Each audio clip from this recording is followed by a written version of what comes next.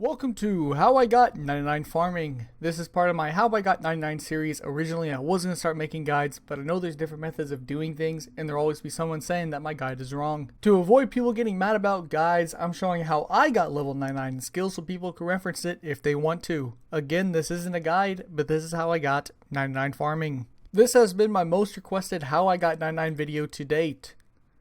Besides 99 Hunter, which I don't have yet. I will be covering a lot of information in this video. I will be covering helpful tips, farming basics, my farming route, and how I leveled. Before we get into this video, if you are new here, consider hitting that like and subscribe button. It helps me out a ton. I appreciate it. Starting off with helpful tips. There is a tool leprechaun that can hold your tools and compost when you need to train farming at every patch. It is recommended to keep more than one tool in the leprechaun because sometimes I found myself forgetting to put the tool back. And when the time came for another farm run, I did not have my tools, so make sure to put multiple. Using ultra compost can decrease the chance of a plant being diseased. It can also increase the average yield from herb patches. Moving on to farming basics. Once you reach a patch for the first time, you will need to rake the weeds. Once you empty the patch, you can place the seeds there. You can use your compost before or after you place the seed. It all works the same. To plant seeds, you will need a seed dipper. To guarantee your plant does not die, you can pay the farmer next to the patches to watch over it for you. Each plant has a different payment. To see all of these payments, you can click the farming menu in-game and it should tell you what the payment is. It's also worth to mention that the in-game farming menu has a lot of information, so make sure to check that out. Once your plant has fully grown, you can harvest it with a spade.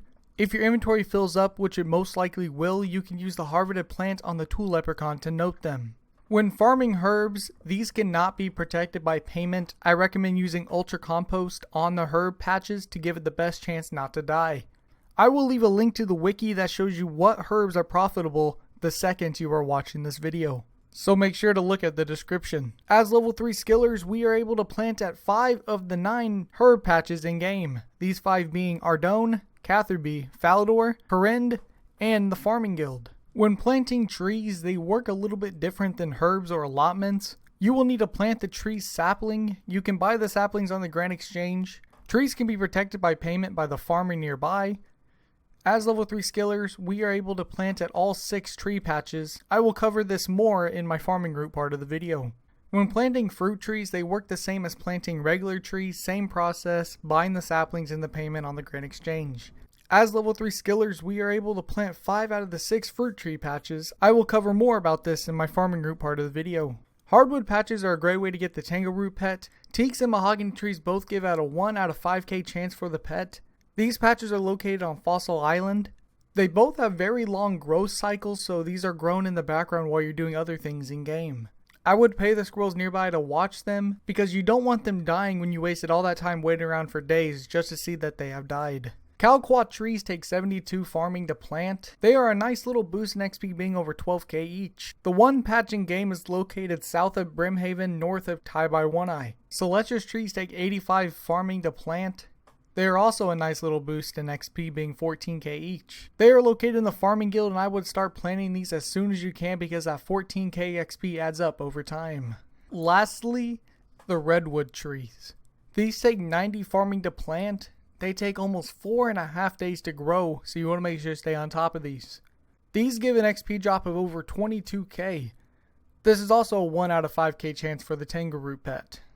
Located in the Farming Guild. Next thing we are going to talk about is my farming route.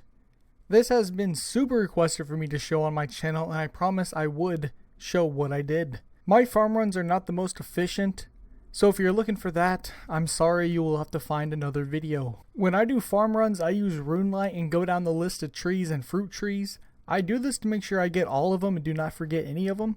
Sometimes in certain locations I bring an extra fruit tree or another sapling with me so I do not have to go back to that same location.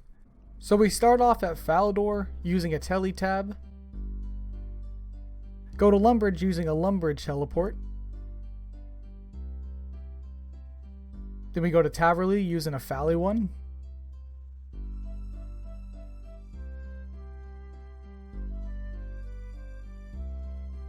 Then we go to Varrock using a tele tab, of course. and then we go to the farming guild, which I use a skills necklace. I would check the tree, plant a new one, and get ready for the fruit tree runs. While you're at the farming guild, you can check the Celetris and the redwood tree. This is how I do my fruit tree runs. I start at the farming guild. We should already be there at the end of the tree run. Then we go to the gnome stronghold using a necklace of passage. We check the regular tree, and then we go on to the fruit tree.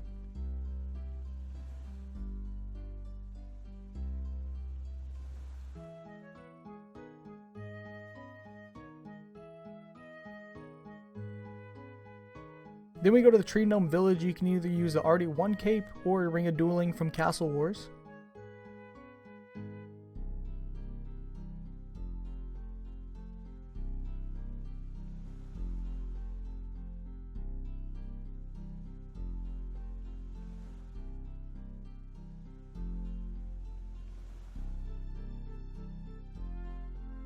Then we go to Catherby. We run to the patch on the beach, then run back to the dock at Brimhaven.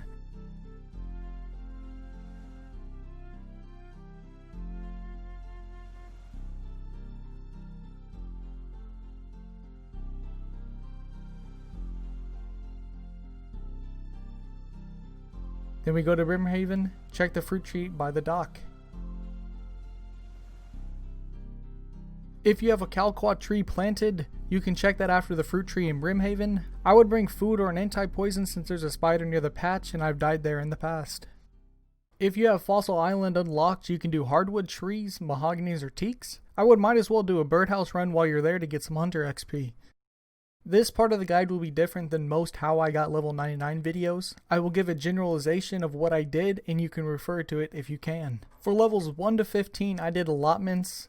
Allotments are like the really only thing you can do while starting out farming. On the screen will be a list of what allotments you can do at each level up to 15. 1 to 5 being potatoes, 5 to 7 being onions, 7 to 12 being cabbage, 12 to 15 being tomatoes. As level 3 skillers, we can access 5 allotment patches, which are Ardone, Catherby, Falador, Korend, and the Farming Guild. I will leave a link to the wiki for all these locations. After level 15, I stopped doing allotments because I couldn't be asked. For levels 15 plus, I planted the best tree I could. At level 15, I planted oak trees. The payment is 5 tomatoes. At level 30, I planted willow trees. The payment is 5 apples. At level 45, I planted maple trees. The payment is 5 oranges. At level 60, I planted yew trees. Payment is 10 cactus spine. And at level 75, I planted magic trees. Payment is 25 coconuts. I planted magic trees to level 99. At level 68, I started planting palm trees. I've done palm trees from 68 to 99 on top of the best tree I could plant at the time. I didn't really figure out a fruit tree run that worked for me until I hit level 68, so I didn't bother with any of them. 99 farming is a big commitment of GP and time. The time and consistent farm runs that go into 99 farming is an accomplishment and you should be proud of it. The skill K perk for unlimited teleports to the farming guild come in handy for quick access to a bank. I just want to say thank you guys so much for checking out this video. Your guys' support, comments, likes, everything keep me going, keep making videos. So I just want to thank you for that. Anyways, my name is Snack Food and I'll see you later. Peace.